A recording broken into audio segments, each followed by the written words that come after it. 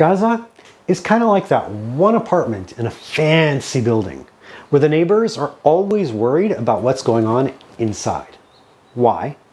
Well, they kind of tend to throw wild parties and invite over 100 Hells Angels members to park their bikes in the lobby and then leave them running while they proceed to trash the place. Then, they complain about why the landlord installs security cameras and the security guard refuses to let them have guests. Because it's not really good for the carpets or the neighbors who live there. So Israel and Egypt, kind of like those neighbors, decided to put up a blockade. You know, just to maintain some peace and quiet.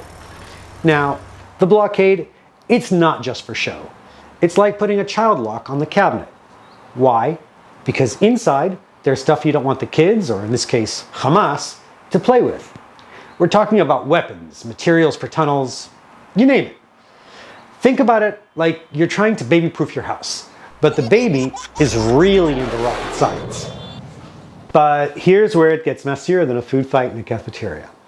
It was the PLO, you know, the guys who run the West Bank like it's their own personal corrupt fiefdom, who asked Egypt to implement it. See, the PLO are not exactly sending love letters to Hamas. In fact, they've been as enthusiastic about this blockade as a dieter in a salad bar. Why?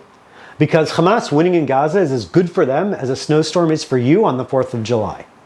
If Hamas wins, the PLO loses power, and the corrupt politicians there seem to have an addiction to it.